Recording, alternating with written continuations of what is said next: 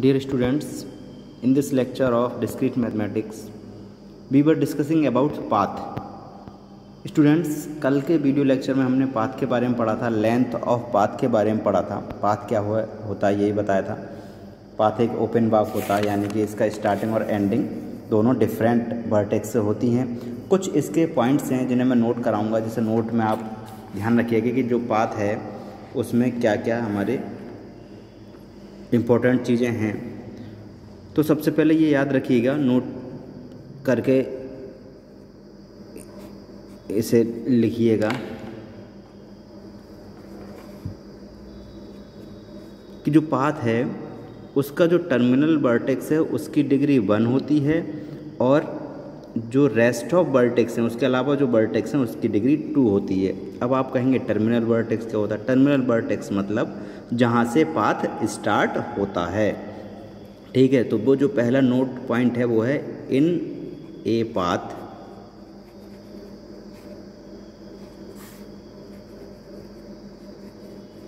The terminal vertex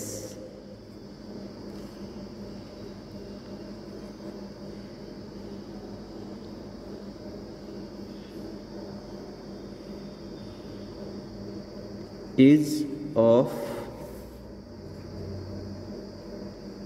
degree 1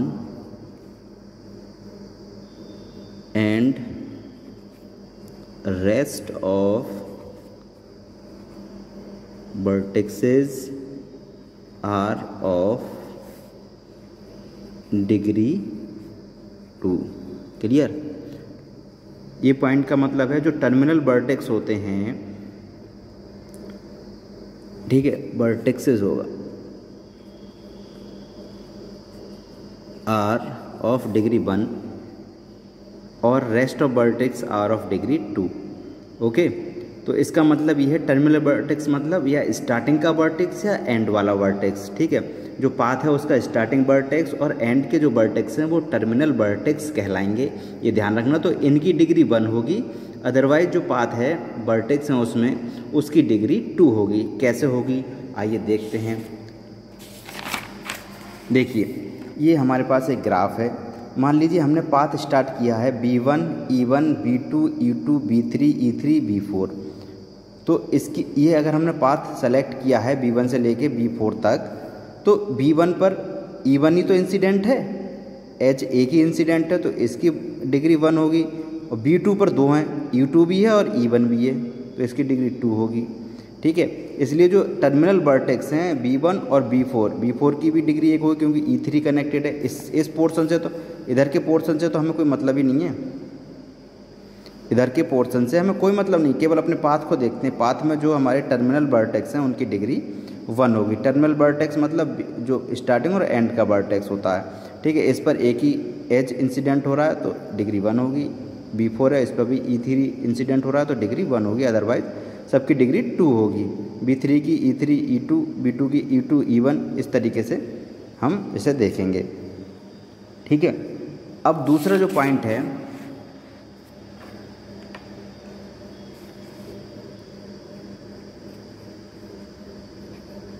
a path is an open walk what an open walk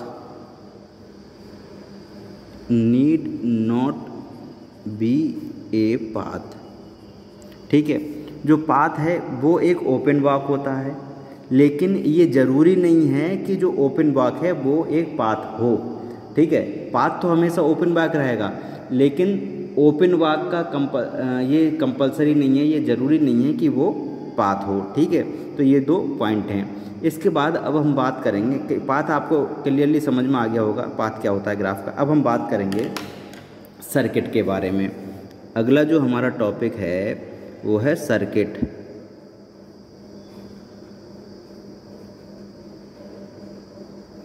okay, circuit क्या होते हैं? Path में हम open walk की बात करी थी, यानी कि पाथ में क्या था कि स्टार्टिंग और एंडिंग पाथ की डिफरेंट वर्टेक्सेस पे होती है, लेकिन सर्किट में क्या होता है, सेम पाथ की तरह होता है, लेकिन जो इसकी स्टार्टिंग और एंडिंग वर्टेक्सेस हैं वो सेम होंगी। ठीक है, स्टार्टिंग और एंडिंग वर्टेक्स क्या होंगी, सेम होंगी। तो ए क्लोज्ड वाक, क्योंकि क्लोज्ड वाक जो होता है उसी की वर्टेक्स सेम होती हैं, स्टार्टिंग और एंडिंग वर्टेक्स। मैंने जब वॉक्स पढ़ाया था तब आपको बताया था कि जो क्लोज्ड वाक होता है उसकी स्टार्टिंग और एंडिंग वर्टेक्स हमेशा सेम होती हैं। उसी तरीके सर्किट में भी स्टार्टिंग और एंडिंग वर्टेक्स सेम होती हैं। Closed walk is called a circuit if all its vertices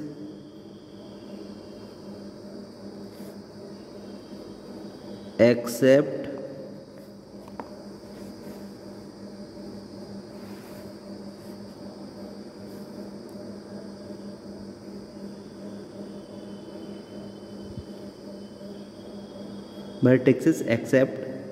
the end vertices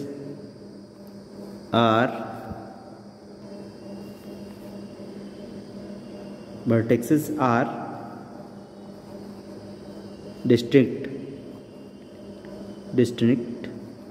यानी कि इसका मतलब ये है कि एंड वर्टेक्स को छोड़कर बाकी वर्टेक्स क्या होंगी, डिफरेंट होंगी, अलग होंगी। यानी कि इन अदर वर्ड हम कह सकते हैं और करके कह सकते हैं a closed walk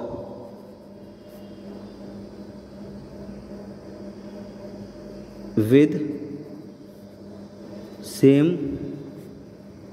and vertices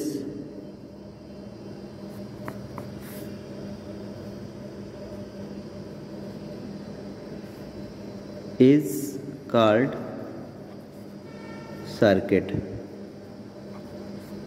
but except the end vertices, all vertices are different या distinct। Okay, clear. A closed walk with same end vertex is called circuit, but except the end vertex all vertex are distinct। मतलब and vertex को छोड़कर बाकी सब vertex different होंगी। ठीक है, तो और जो सर्किट होता है उसे हम a circuit is also called a cycle. ठीक है, इसे हम एक साइकिल भी कहते हैं।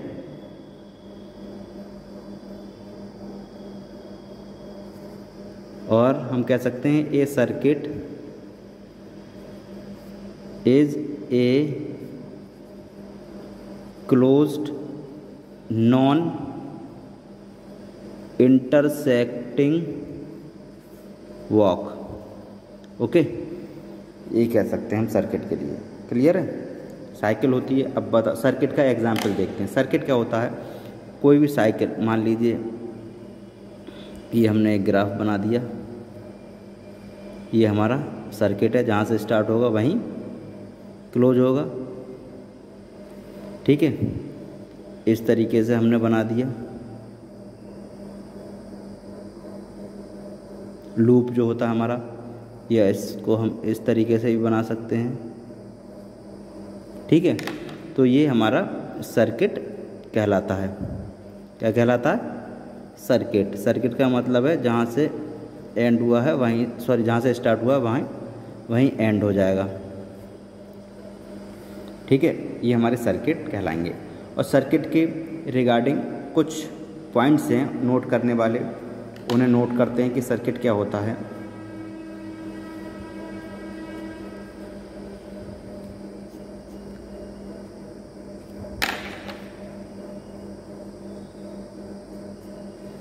Every vertex in A circuit is of degree 2।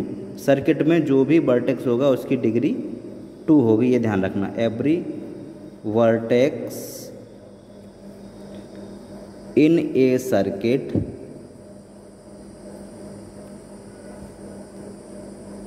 Is of degree 2। Okay, उसकी डिग्री 2 होगी।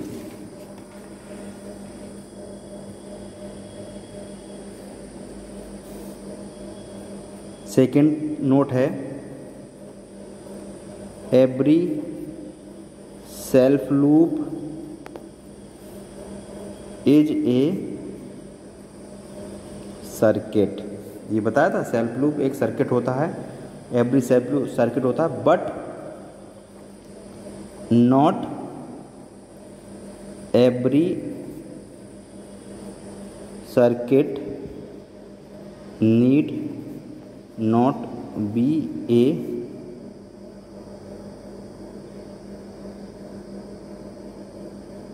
but not every circuit need not be a self loop।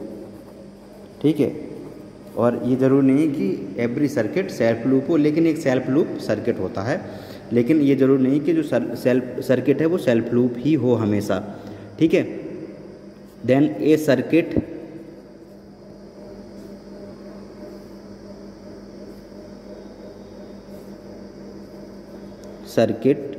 is a